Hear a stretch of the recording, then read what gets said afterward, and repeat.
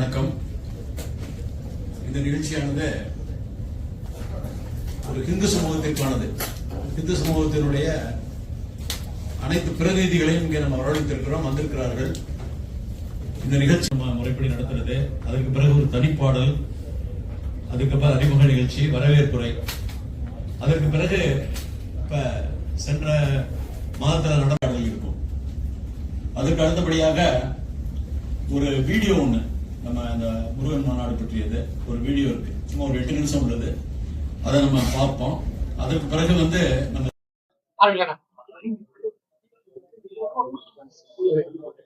இன்றைக்கு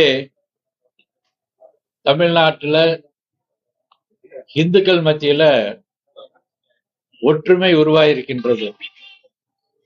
அதற்கு உதாரணம் மதுரை முருக பக்தர் மாநாடு. சென்னிமலையில ஆரம்பிச்சு திருப்பரங்குன்றத்துல மையம் கொண்டு மதுரையில இந்துக்கள் ஒற்றுமைய மக்கள் மத்தியில எடுத்துக்காட்டாக இருந்திருந்தது. இந்து முன்னணி இந்துக்களுக்காக வாதாட, போராட, பரிந்து பேச ஆரம்பிக்கப்பட்டு எல்லா சமுதாயத்தை சேர்ந்தவர்களும் ஒருங்கிணைக்க பண்ண வேண்டும் அப்படி ஒரு முயற்சி பண்ணி இன்னைக்கு திண்டுக்கல்ல எல்லா சமுதாய தலைவர்களையும் கூப்பிட்டுருக்கோம். எல்லாம் இந்த நிகழ்ச்சிக்கு வந்திருக்காங்க. திண்டுக்கல்ல அபிராமியம்மன் உடைய கோயில் இருக்குது, சாமி இல்ல. நம்ம அறநிலைத்துறை அமைச்சர்கிட்ட வேண்டுகோள் விடுவது, அங்க கும்பாபிஷேகம் பண்ணணும். பொதுவா ஒரு கோயில் 12 ஆண்டுக்கு ஒரு கும்பாபிஷேகம் பண்ணுவாங்க. பல 100 ஆண்டுகளாக அங்க சாமி விக்கிரகம் இல்லாம இருக்குது. விக்கிரகத்தை வைத்து அங்க கும்பாபிஷேகம் வைக்க பண்ணணும் அப்படிங்கறதுக்காக இன்னைக்கு எல்லா சமுதாய சேர்ந்தவர்களையும் கூப்பிட்டுருக்கோம். அதுக்கான ஒரு ஆலோசனை கூட்டம் இங்க நடக்குது. நீங்க ஏதாவது கேட்க ஆலோசனை கூட்டத்துக்கு யார் யாரெல்லாம் அழைப்பு? எப்படிங்க? ஆலோசனை கூட்டத்துக்கு யார் யாரெல்லாம் கூப்பிட்டுருக்கோம் சார்? எல்லா சமுதாய தலைவரையும் கூப்பிட்டுருக்கோம். ஆமா, யாரார் வந்துக்கா மேல் தான் தெரியும். இப்ப மேல பாக்குறதுக்கு கூட நாங்க போனா தமிழ்நாடு போலீஸ் தான் தடுக்குது. நாங்க பல தடவை மேல போய் பார்க்கணும் அப்படின்னு போனா போலீஸ் உடனே அங்க வந்துடுறாங்க. ஒரு போலீஸ் பெரிய படையை கட்டிட்டு இருக்காங்க. அதனால மத்திய சரட்டி அணுகிறோம். இந்த மாநில சர்க்காரும் கூட அவங்க வற்புறுத்தணும், மத்திய சர்க்கார் சொல்லணும். அவங்ககிட்ட சில ரைட் இருக்குது, அவங்க அனுமதிக்கணும் அப்படின்னு கேட்டு தொடர்ந்து திண்டுக்கல் உட்பட பல இடங்கள்ல இந்துக்கள் அந்த மாற்று மதத்துல பிரச்சனை நடந்துட்டு இருக்கு. கோயில் திருவிழா விஷயம் நடந்துட்டே இருக்கு. சமீபத்துல கூட நம்ம பொதுவா இந்த அரசாங்கமானது சிறுபான்மை ஆதரவு அப்படி ஒரு மக்கள் மத்தியில பரவி இருக்குது. சிறுபான்மையருக்கு ஒரு வேகமான ஒரு உத்வேகம் வந்திருக்குது. அதனால பெரும்பான்மையரை மிரட்டிட்டு இருக்காங்க. நான் கேள்விப்பட்டிருந்தேன். இப்ப சொன்னாங்க, திண்டுக்கல் மாவட்டத்துல பெருமாள் கோயில்பட்டி அங்க இந்துக்களை தாக்கி இருக்காங்க. அவங்க மருத்துவமனையில இது அனுமதிக்கப்பட்டிருக்காங்க. காவல்துறை எந்த விதமான நடவடிக்கை எடுக்காம இருக்குது. இன்னைக்கு அப்படித்தான் இந்த அரசாங்கமானது இருக்கின்றது. இப்படி பல்வேறு ஊர்கள்ல இந்த மாதிரி நடந்துட்டு இருக்குது. மதமாற்றம் நடக்குது. இதுக்காக தான் இந்து முன்னணி ஆரம்பிச்சு அதுக்காக வேலை செஞ்சுட்டு இருக்கோம். இந்த பெருமாள் கோயில்பட்டி பத்தி அவங்க நடவடிக்கை எடுக்கலைன்னா அங்க ஒரு பெரிய போராட்டம் நடக்கும். இந்த அறநிலைத்துறை சம்பந்தமான மண்டபங்கள்ல பாத யாத்திரை இந்த மார்க்சிஸ்ட் கம்யூனிஸ்ட் அவங்க மாநாடுகள் நடத்தினாங்க. இடையில ஒரு இஷ்யூ ஆச்சு. அந்த மாதிரி அறநிலைத்துறை சார்ந்த விஷயங்களுக்கு கூட்டணி கட்சிகளுக்கு வந்துருக்காங்க. கம்யூனிஸ்ட், திமுக இவங்க எல்லாம் கடவுள் நம்பிக்கை இல்லாதவங்க. ஆன்மீக பெரியவங்க எல்லாம் சேர்ந்து செலவு பண்ணி பாத யாத்திரை வர்றவங்க அங்க தங்கி வர்றதுக்காக அது கட்டப்பட்டது.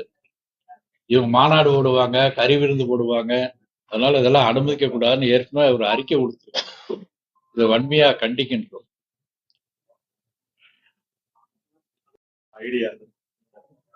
குறிப்பா திண்டுக்கல்லிலேயே அபிராமியம்மன் பக்தர்களுடைய மாநாடு நடத்துவதற்கான ஒரு யோசனை இருக்கின்றது. மேல கும்பாபிஷேகம் பண்ணணும் அப்படிங்கிறதுக்கான ஒரு யோசனை இருக்கு.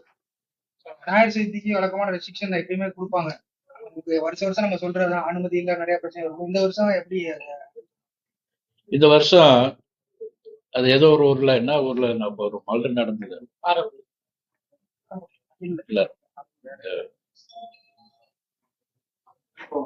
அந்த திருப்போணம் மல்டுக்கு அதை விட்டுட்டு இந்த டிஜிபி சொல்றாரு விநாயகர் சதுர்த்தியால் சம்மந்தப்படுத்துறாரு.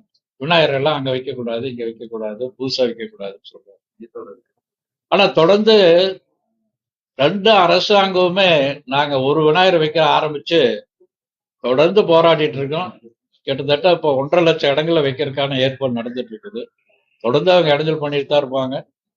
இந்து பக்தர்கள்லாம் சேர்ந்து தொடர்ந்து வச்சுட்டு இருக்காங்க. இப்ப எல்லா வீடுகளையும் கிட்டத்தட்ட 15 லட்சம் வீடுகள்ல போன ஆண்டு வச்சிருந்தாங்க.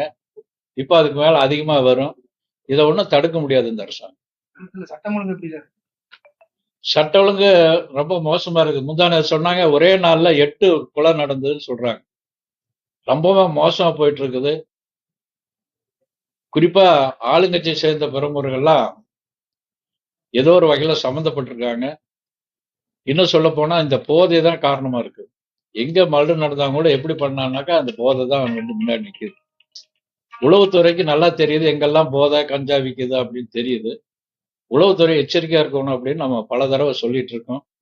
இது தொடர்ந்து இந்த போதைப் பொருள் எந்த அளவுக்கு பெருகுதோ அந்த அளவுக்கு சட்ட ஒழுங்கு கெடும். தேர்தலுக்கு இன்னும் ஒரு 6 மாசம் தான் இருக்கு.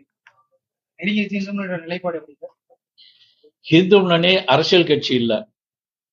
ஆனா வந்து இந்துக்களுக்கு ஆதரவு யாரு குரல் கொடுக்கிறார்களோ அவர்களுக்கு இந்து முன்னணி ஆதரவு இருக்கும். குறிப்பா திண்டுக்கல் இந்த மாவட்டத்துல யாரெல்லாம் மேல கும்பாபிஷேகம் பண்றதுக்கு ஆதரவு கொடுக்குறாங்களோ அவங்களுக்கு ஆதரவு கொடுப்போம். அதே மாதிரி எல்லா கட்சியும் இங்க கூப்பிடலான்னு இருக்கோம். ஒரு யோசனை இருக்கு. இதுக்கு வந்து நீங்க உங்களுடைய குரல் கொடுக்கணும்னு கூப்பிடலான் இருக்கோம். யாரெல்லாம் வந்து அதுக்கு ஆதரவு கொடுக்குறாங்களோ அதை பத்தி நம்ம யோசனை இல்ல. அது எனக்கு என்ன தெரியல, தெரியாம அது கருத்து சொல்ல. அது என்ன மாதிரி யோசனை பார்த்த பேப்பர்லயும் பார்த்தேன். அது தெரியல. பாராளுமன்ற உறுப்பினர் வேற நேற்று வந்து அமைச்சர்கிட்ட வந்து சம்பந்தமா பெட்டிஷன் இது பண்ணக்கூடாது மாதிரி சொல்லுங்க. இல்ல அது எனக்கு என்ன தெரியல, தெரியாம இப்ப அது வேணுமா வேண்டாமா கருத்து நான் எப்படி சொல்றது. திருப்பரங்குன்ற இஷ்யூக்கு அப்புறம் அதுக்கப்புறம் கோர்ட்ல கேஸ் நடந்தது. கோயில் நிர்வாகமும் ஆடு மாடு பலியிடக்கூடாதுன்னு வாதம் பண்ணிட்டே இருக்காங்க. அதுக்கப்புறம் மாநாடுக்கு அப்புறம் நம்ம பெருசா அதை பத்தி எதுவுமே இல்ல. லண்டன் கோர்ட்லயே அது முருகன் மலைன்னு தீர்ப்பா இருக்குது. அது வந்து முருகர் மலை. முருகன் மலையில வந்து மாமிசம் செஞ்சு சாப்பிடுவதற்கு அனுமதி இல்லை. அதுக்காக தான் ஒரு பெரிய முருக பக்தர்களுடைய எல்லாம் சேர்ந்து ஒரு எதிர்ப்பு தெரிவிச்சிருக்காங்க. அரசாங்கம் அது விழிப்புணர்வு இருந்து தடுக்கும் தான் நினைக்கின்றோம். நிச்சயமா அங்க அது மாதிரி இருக்க இந்து முன்னணி அனுமதிக்காது. அதுக்கப்புறம் நம்ம பெருசா அதை பத்தி பெருசா நம்ம இந்து முன்னணி அந்த மாநாடு முடிஞ்சதுக்கு அப்புறம் தொடர்ந்து அங்க வேலை நடந்துட்டு இருக்கு. ஒவ்வொரு காந்தி ஜோதிக்கும் மேல தீவிரமேத்திற்காக தொடர்ந்து போராட்டம் நடத்திட்டு இருக்கோம். பல வருஷமா நடத்திட்டு இருக்கோம். நம்முடைய முன்னாள் இந்து முன்னணி தலைவர் அந்த ராஜகோபால் அந்த பிரச்சனைக்கு முன்னாடி தான் மல்று செய்யப்பட்டார். அவர் காலத்துல ஆரம்பிச்சது தொடர்ந்து மேல தீவிரமேத்திற்காக போராட்டம்.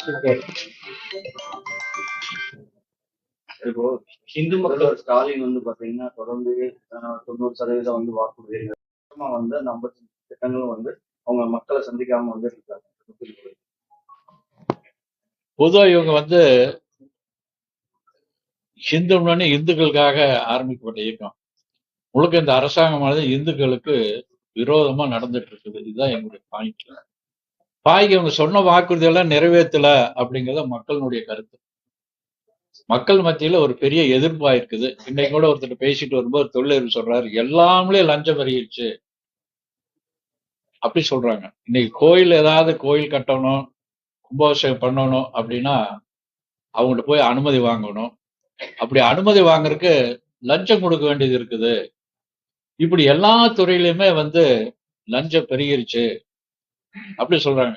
இன்னைக்கு வந்து இடம் சைட் போடணும்னா சரி, என்ன வாங்கினாலும் சரி, என்ன அனுமதி வாங்கினா கூட பல மடங்கு அதிகமா இன்னைக்கு பணம் கேட்கறாங்க. கொடுத்தா தான் வேலை நடக்குது அப்படி சொல்லக்கூடிய அளவுல இன்னைக்கு லஞ்சம் பெருகி இருக்குது.